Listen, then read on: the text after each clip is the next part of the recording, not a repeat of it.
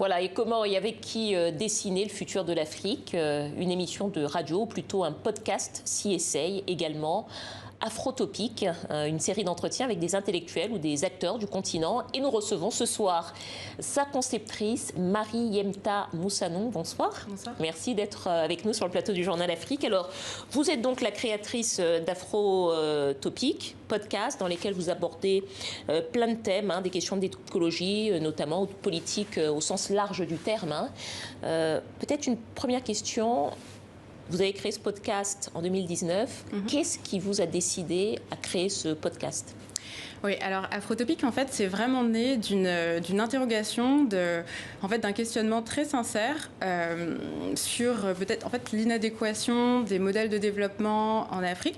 Moi, j'ai fait l'expérience très concrète de vivre 53 degrés à N'Djamena, dans une maison construite en ciment et en béton, avec un toit en tôle. Et voilà. Et puis, en fait, je me suis assez rapidement, j'ai commencé à me questionner plutôt sur les formes, disons, le lien entre le dérèglement climatique, nos modèles de développement.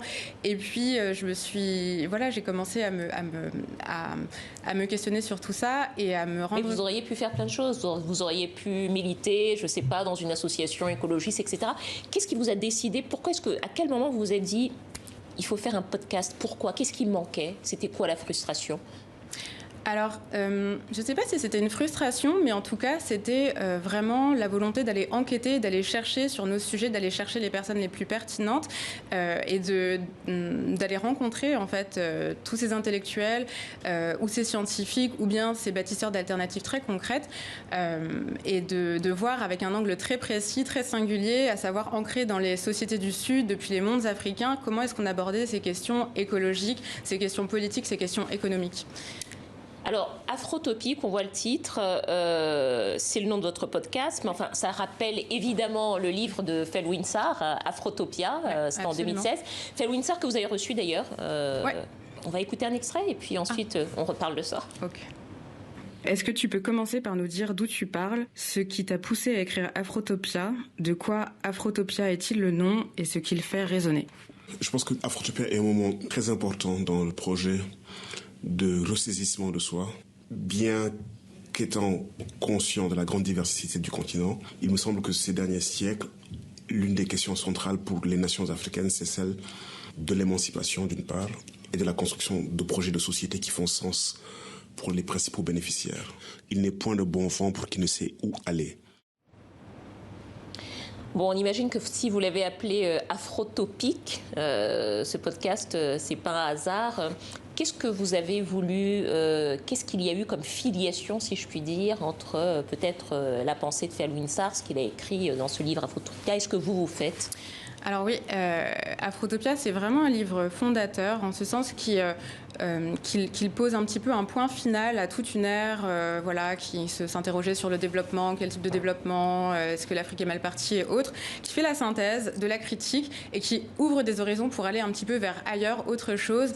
C'est l'invention d'une utopie africaine, en fait, Afrotopia, mais une utopie dans le sens d'une utopie qui peut se réaliser, c'est-à-dire une autre Afrique à inventer. Oui, voilà, en fait, et puis à travers des prises très concrètes, en fait, en proposant des pistes de recherche dans le champ économique, dans le champ social, dans le champ politique, culturel. Ce qu'a fait Felwinsar, c'est vraiment, je trouve, moi, d'avoir ouvert une sorte de programme de recherche un peu citoyen, ouvert à tout le monde, et dans lequel, en tout cas, moi, qui a beaucoup résonné, en tout cas, avec mes intuitions, et qui a été une sorte de balise pour aller enquêter et aller à la recherche de ces alternatives très concrètes qui donnaient un peu du corps du récit et des localisations très concrètes sur la carte du continent à ce qui était dans le propos, déjà contenu dans le propos de Felwinsar. Alors, parler de tous ces sujets, vous auriez très bien pu le faire dans une émission de radio ou sur un blog ou peut-être, je ne sais pas, en participant, en faisant des éditos dans un journal. Qu'est-ce qui a fait que vous vous êtes dit, je vais le faire sur un podcast ? Pourquoi le podcast ? Le format de l'oralité.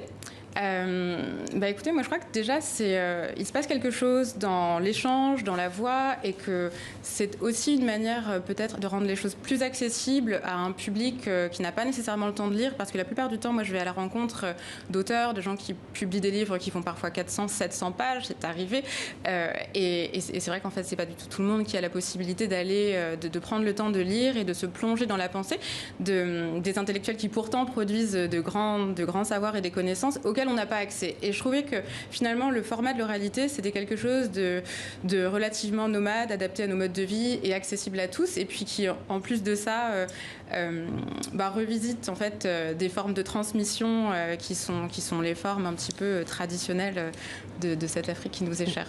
Alors ce podcast vous le réalisez à Paris actuellement, mais la deuxième saison normalement vous devez le réaliser à Dakar, c'est bien ça hein Alors c'est important que les contenus africains soient produits depuis le continent africain pour vous? Oui, c'est important en tout cas, bien sûr, de s'exprimer depuis, et puis d'entendre les voix, d'écouter, de s'exprimer et puis d'être écouté depuis, je pense partout d'où on parle, mais effectivement, sur l'Afrique, c'est évidemment important. Après, le podcast, je le réalise entre Paris, Dakar, Bamako. Même dans la première saison, on a eu des épisodes qui ont été enregistrés dans plusieurs localités. Et oui, évidemment, c'est important. Et l'enjeu aujourd'hui, donc Afrotopic, c'est un petit peu ouvert une voie, ouvert un sillon.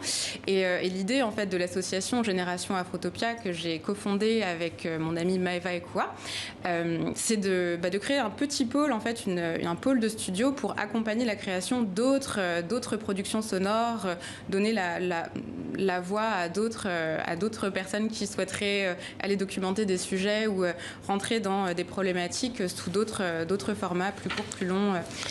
Eh bien, on va suivre ça. Afrotopic, c'est le nom de votre podcast qu'on peut retrouver sur toutes les plateformes de téléchargement qu'on ne citera pas. Mais il y en a plusieurs. Oui, voilà. Merci beaucoup à vous. Marie Yemta Moussanang, créatrice du podcast Afrotopic. Et c'est la fin de ce journée.